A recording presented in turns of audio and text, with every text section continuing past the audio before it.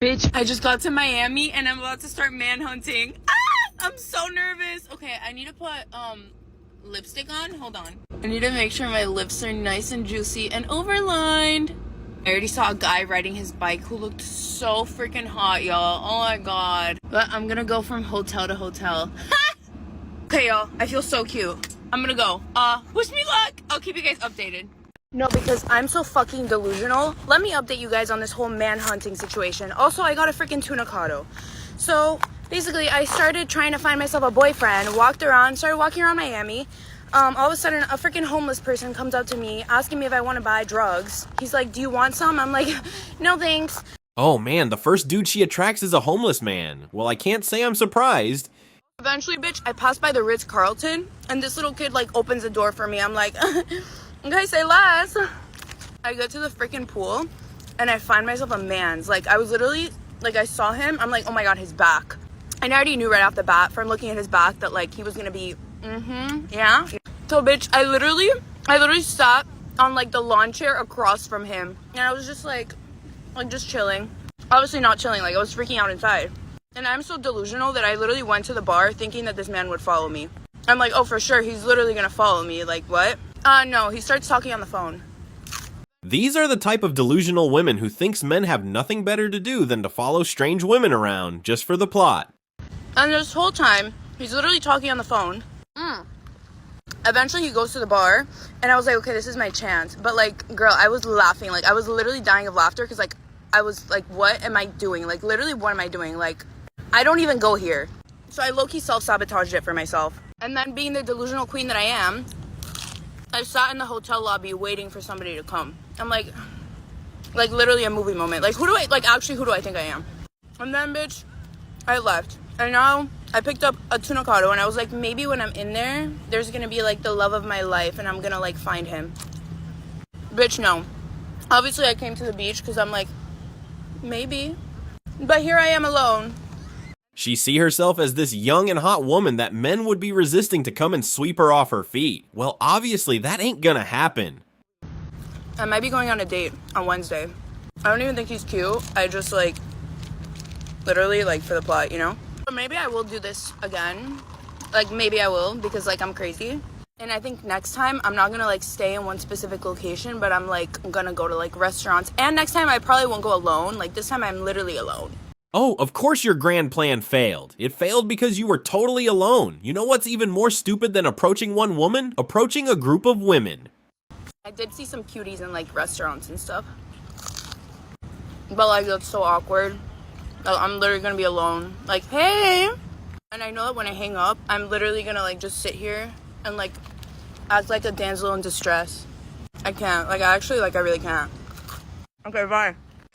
This is the inevitable result when men simply stop approaching women. They completely lose it. They go crazy. They genuinely think they are being cute doing these frantic manhunts to find the love of their life. But no, all it proves is exactly how delusional they really are. Listen, fellas, it's absolutely crazy out there. Keep your guard up and do not let these beaches ruin your life. So something you need to understand is that if I am, like, in a grocery store walking down the street or something and I see you and I think you're cute, like, I'm not gonna, like, smile and then, like, look away. I'm gonna, like, glare at you. And that's not intentional. It's me, like, trying to show you I like you.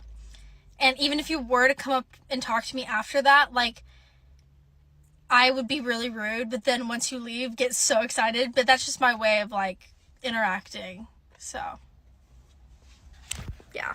Let's flip it the other way. If a man stares and glares at women, what's gonna happen? Fellas, keep your head down and mind your own business. Stay away from this craziness.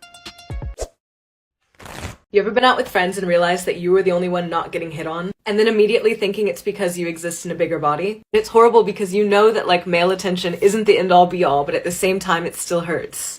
I'm curvy, I'm bigger than most of my friends, so my first instinct is like, oh, they don't want a bigger girl. This past summer I was at a hostel and I saw these guys. I went to introduce myself and I was standing next to this girl that was just like complete Victoria's Secret, like the old Victoria's Secret supermodel vibes. And I was like, hi, I'm Juliana. And while he was shaking my hand, he was literally looking at her being like, nice to meet you. And you guys, I got so mad. After that, he didn't talk to me again, and I got so mad. I left the bar and I wrote like slam poetry on my phone because it was so many years of like pent up anger and frustration that I feel like I didn't even get the chance to introduce myself. I didn't even get the chance to like meet them and let them get to know me. I felt like I was cast aside, and I felt like I didn't have any inherent value to men because I wasn't skinny, which is horrible. Any of my other curvy mid-sized people that want to vent or tell me what you think about this, let me know. I'd love to know if I'm not alone in this.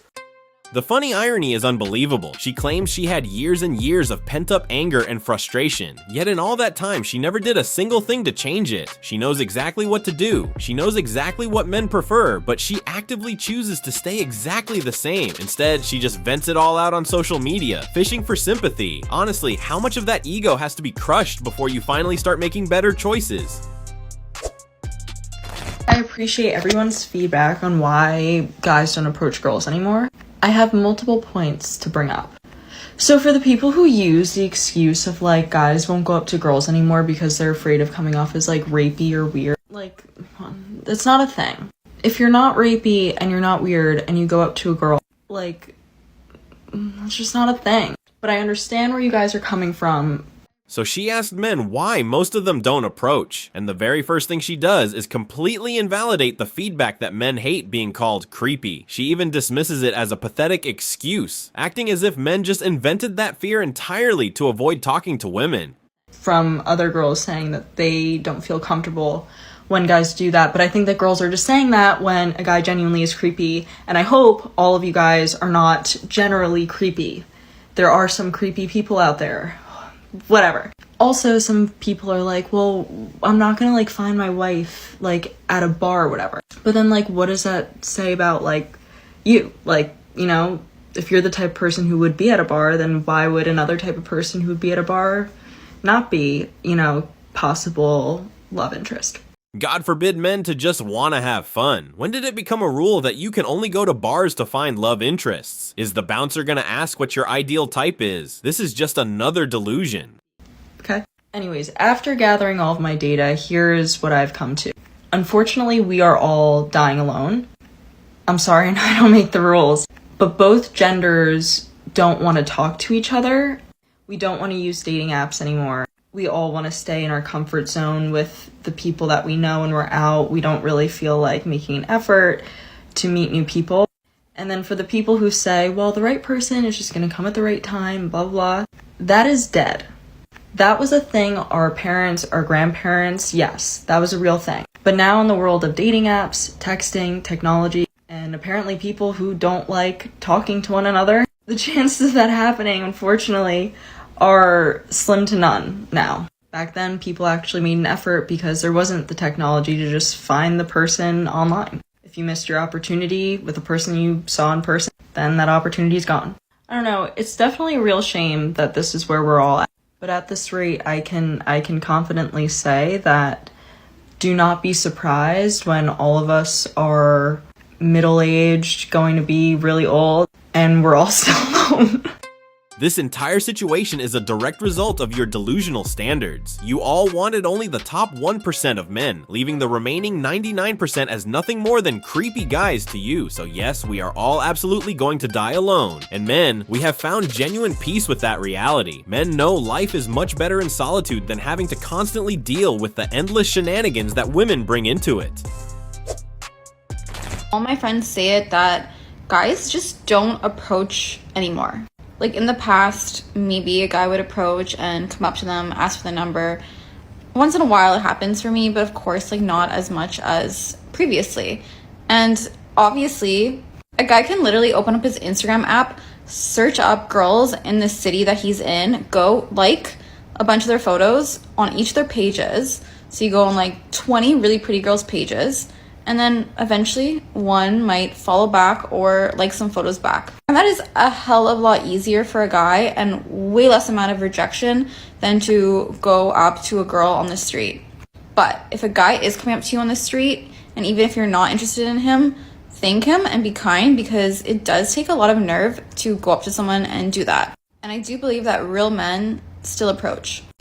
It honestly sounded like a blatant manipulation tactic when she claimed real men approach, as if the act of walking up to her somehow magically certifies a guy as a real man. Look, Karen, keep posting those daring and suggestive videos of yourself. Maybe that will finally do the trick.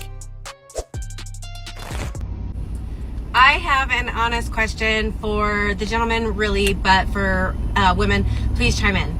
Being new to the dating world, since I've just put myself back out there, I have noticed that people my age, men my age and younger, are no longer walking up to women and trying to engage in a conversation. They're no longer coming up asking for a number.